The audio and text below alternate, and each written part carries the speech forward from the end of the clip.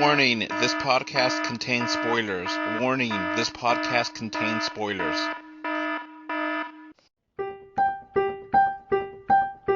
Let's go watch it in 2D. No, let's go watch it in 3D. But if we watch it in 3D, then is it worth the cost?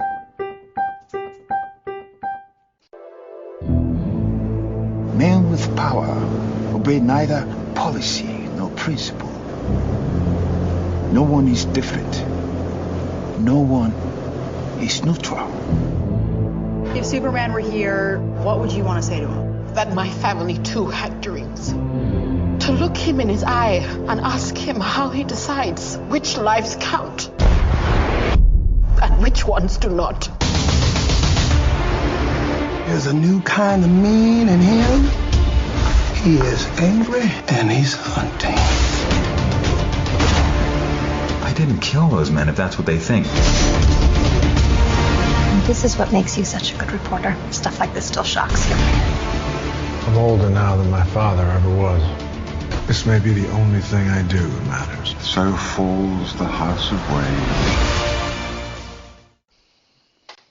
Hello. This is Adolf Vega with James Tate.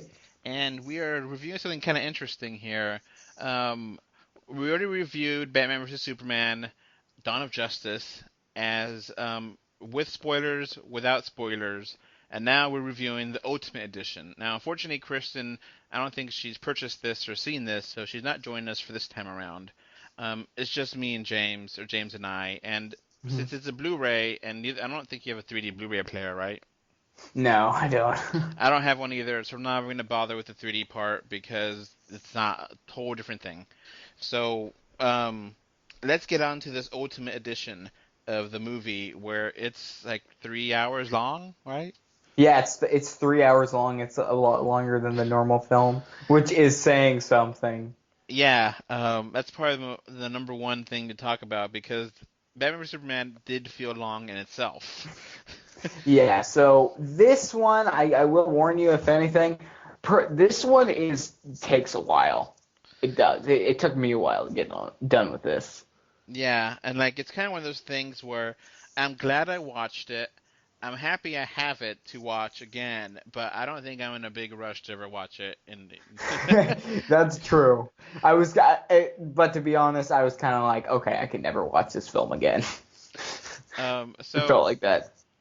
It's like 30 minutes more, and it's not just one scene. It's like 5-6 scenes peppered around the movie. So it really is, the director's cut of the movie because it's R-rated now instead of PG-13, mostly because of violence. I didn't see any nudity, but there was a little bit more swearing, Yeah, exactly. Now, okay, I'm trying to remember what differences there are here between both versions of the movie. There's more Lex. There's like a subplot with an African woman. Now, the extended version, if you really want the condensed version of it, the extended version is just longer talk scenes. That's all it is, really, honestly. Like, you get to see more of scenes. There's not particularly, new material. I mean, there is, but you know what I mean. Yeah, there's not that many revelations, I think, is probably a better way of saying it. Yeah, exactly. And the sad part is honestly, even with all these extra scenes, a lot of the film is still a mess. Yeah, I do think it improves upon the movie. I think it's the better version of the movie, but at the same time, having those 3 hours is a drag. And, you gain... Yeah, exactly. You gain, but you also decrease at the same time because, if you have 3 hours, you really have to make it amazing 3 hours because it maybe, our grandparents could sit through... Well, they couldn't sit through it. They had their intermissions. This doesn't have an intermission. We have to put pause or stop on the Blu-ray player if you have to go to the bathroom or something, Exactly. And, I mean, it's a lot to ingest already. So, I mean, personally, kind of, I wouldn't say that this would sway anyone's opinions. honestly, on it. I mean, there are lots of things in this extended version, like the extended Lex scene, which we were kind of wondering about, like, what was that about? But we kind of see a little bit about it. He talks about um, Doomsday, or not Doomsday, but Darkseid, Yeah. and Apocalypse, a little bit about that. But other than that, I mean, it was kind of, I don't know, you know? Okay, so there's more in here. Like I said, there's a subplot with the African woman and how she's upset with what happened in Superman whenever she went over there. When Superman went over there to save Lois, and you get more sense of what happened in there, and that after Superman left is when things got much crazier, and like huge amounts of people were killed by these gangsters, and there's Yeah, exactly. and then she's like, why can't Superman help me? Why did he help Lois but not them? And it's interesting. You do see Clark go talk to her as Clark instead of Superman and try to get her opinion on it. And you know, there is like a sub thing when there's some of the mafia trying to kill her, you know. So you're just trying to get more that perspective of him being a journalist and how Superman can't really save everyone. It kind of expands upon the idea that you really have to pick and choose your battles, and then you have to know that you can't be everywhere and save everyone, And I think that's interesting. It's Yeah, just, it's an interesting concept. I mean, I won't deny that. and then you get much more because it was implied in the theatrical cut, but now it's 100% evident that Lex Luthor was the one behind the wheelchair bombing and that Yeah, he exactly. completely planned that out more.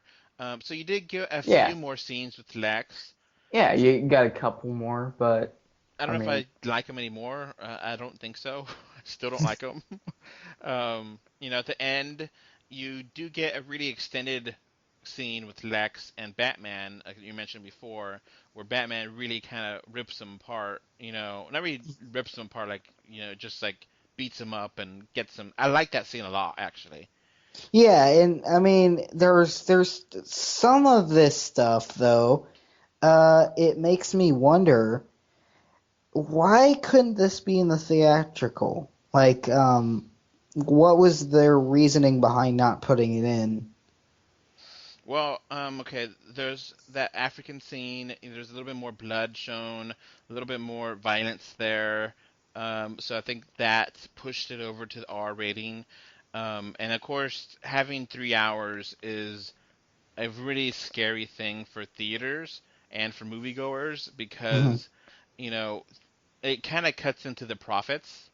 So Hmm. it's one of those things where the more time you have, the less amount of times it could be watched in a day, which is, Hmm. kind of hard to put your head around it, but, an hour and a half movie can be shown, 7 times a day, and a 3 hour movie can only be shown 4 times a day, Okay. That's that difference there, so they get scared of putting that huge amount of time in there, you know.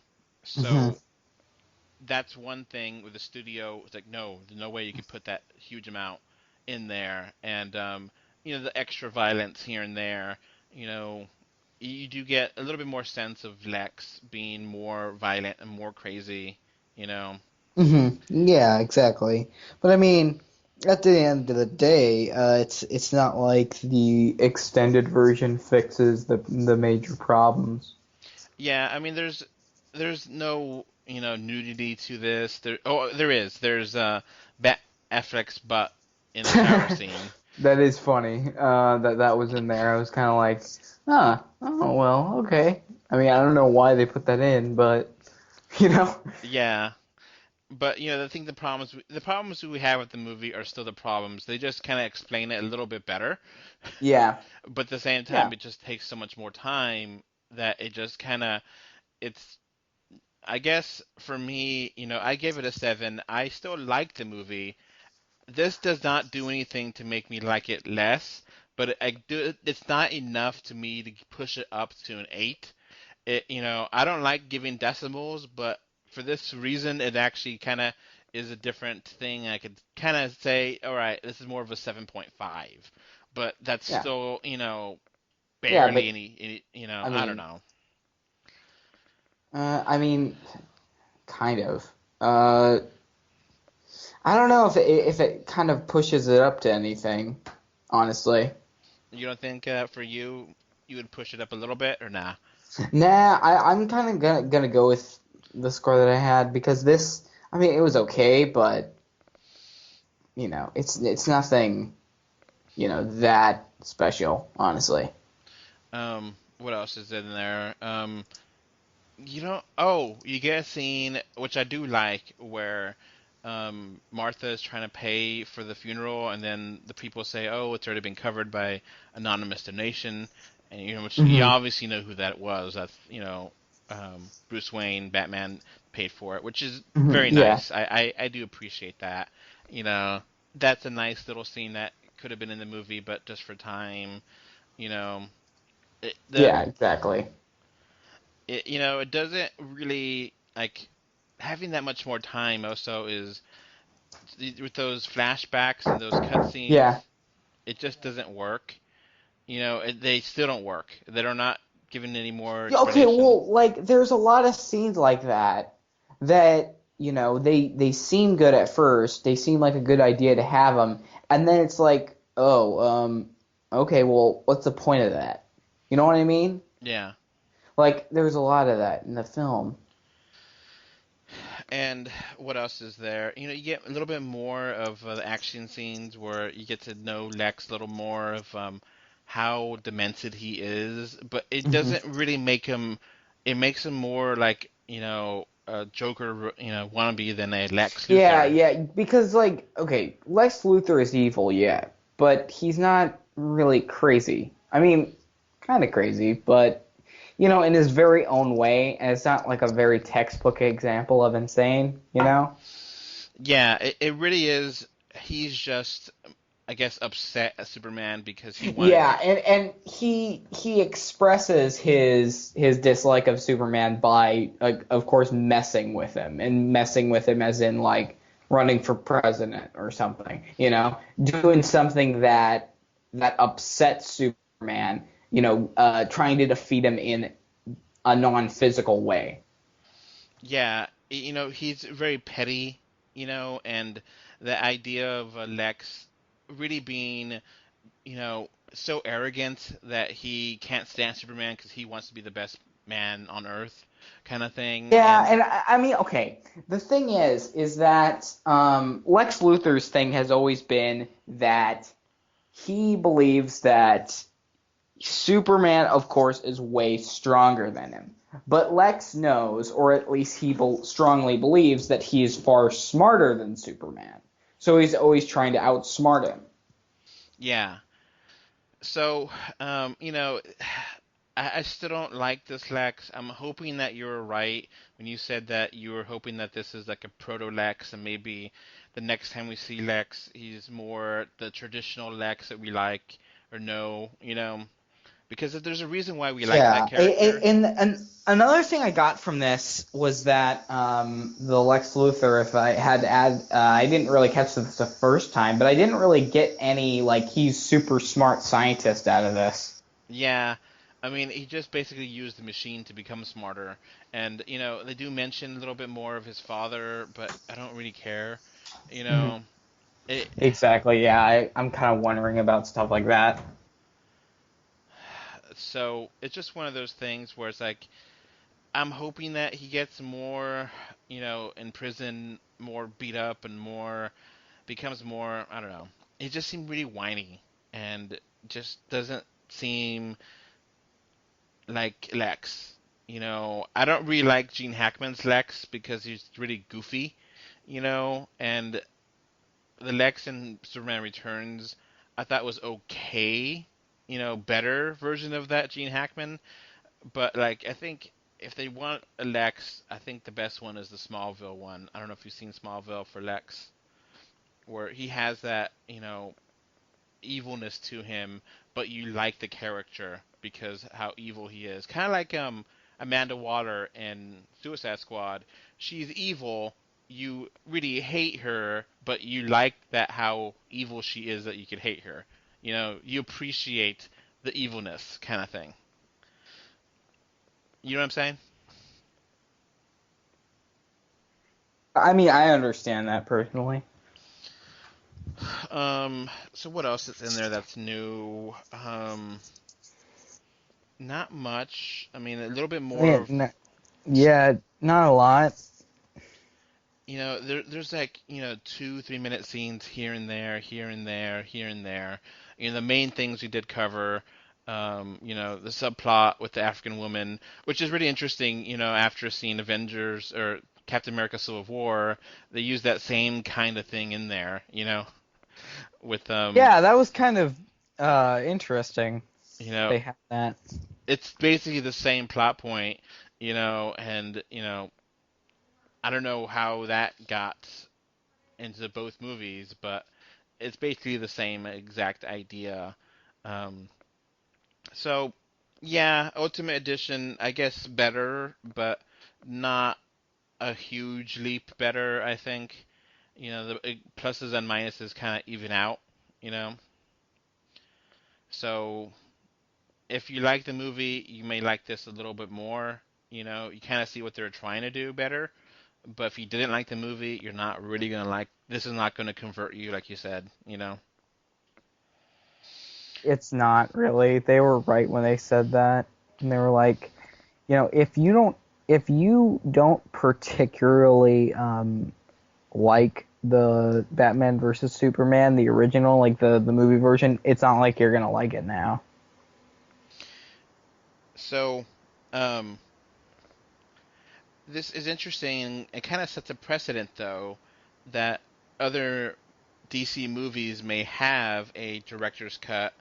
Um, Suicide Squad, we reviewed that, and we mentioned that. You mentioned that maybe they'll have more scenes and have another Ultimate Edition in Suicide Squad, and Marvel doesn't really do this, so it is kind of interesting that DC is kind of having two separate releases. Haven't been any confirmation of a director's cut of Suicide Squad, or you just say that there's extra scenes that they have cut out of it. I think I read that. Remember, I mentioned that Captain Boomerang is racist. You know, and there's Yeah. apparently some scenes of him being racist and sexist, and but that's his character. Yeah. Obviously that wouldn't fit with the movie really, and I don't mind these. I actually like the idea of director's cuts and having extended cuts kind of thing to get more out of him. Well, So because I mean, you have to remember that this character isn't necessarily good. Like you gotta. That's kind of what you expect, yeah, so I'm interested in this happening again. I would be interested in Suicide Squad Ultimate Edition rated R cut, and I would I wouldn't mind if Marvel copied this. What do you think? I could see Marvel doing something along the lines of like an extended cut, maybe. Because remember we had a discussion with Avengers: Age of Ultron and how there was like an extended cut of that, and I don't think it came out like that way in the DVD Blu-ray. Yeah. It might just be deleted scene in there, but it's not actually put into there this way.